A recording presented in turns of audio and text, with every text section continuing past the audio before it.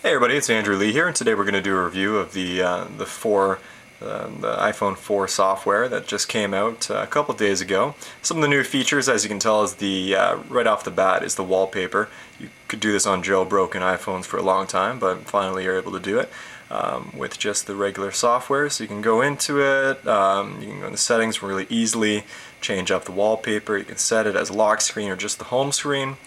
You can go into that and there, and it's as simple as that. You can click it in, click it out. You can put personal photos back there as well. Really nice, nice feature. And the second biggest thing is the folders. Really does organize things very nicely. You can click and drag applications on top of another, and if they're in the same category, it'll automatically label that photo into which category. But the only thing that I don't like about it is that it has a limited number of spaces for applications. So if you have a games category, you can only put that many in, and then you got to open up you got to create another one and label it Games 2 or Games 3. That's the only downside, but overall it does organize your applications quite nicely compared to what it used to be. And the multitasking feature is what everybody is using quite a bit. You just double tap the home screen button and you can see all the open applications, and you can go into them, and you can it'll bring up exactly where it used to be. So that's a nice one. You can scroll over. A nice little feature too is it does have a little kind of widget here for you to play your last song or whatever that you were playing and skip through. Just a little bit faster and more convenient than going into the iPod application itself. The rotation feature is a big change. Before, when you would go in, let's say we open up a notepad, and if you were to turn it sideways, it would automatically change to landscape. But if you lock it, no matter what, if you're sideways or what if you're laying down and you want to keep typing in text messages, you lock the screen and it'll never change. Same with when you're browsing. If you want to lock it, it'll stay so that the screen is all up straight and up and down, which is nice and just a little convenience thing. And you can turn it on and turn it off by just clicking that on and off. Pretty simple. The other one that the software came with is the unified mailboxes. Basically organized all the mailboxes and puts it all into one, so you just click there and you can view your inbox of all of them, organized by date and time.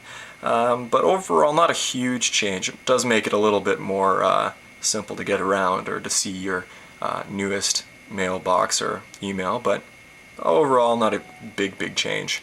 One of the other features is the camera.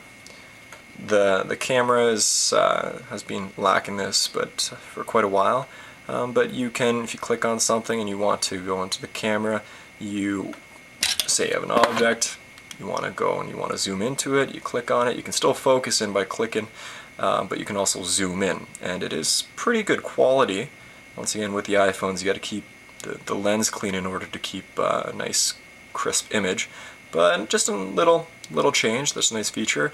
And with the camera, you can focus. It's nice for when you're really trying to capture something in particular, but small changes, nothing too big, but it is a nice feature to have these the wallpaper, just a little bit more customization, something that I think the HTC and some of the Android phones definitely do quite a bit better than the iPhone.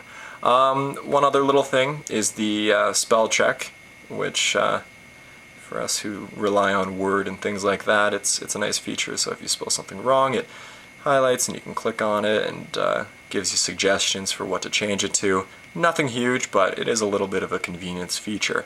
Overall, those are the main things that are the big changes. One little tip and trick for people that have iPhones: if you want to go into a certain application or you're browsing something and you want to quickly save that image, say it's a map or whatever, and you want to save that, what you do is you hold down the home button and then click the top set button, and it'll actually take a picture. And then for future reference, you got that picture in your camera roll, and you can go back to it and view it at any time at your convenience. So that's a little tip and trick. Anyway, other than that, nothing extraordinary. These type of upgrades were pretty much available for the jailbroken iPhones for quite a while. But anyway, that's a quick review of the new features. Hope you liked it. And, thanks again, it's Andrew Lee, and have a good day.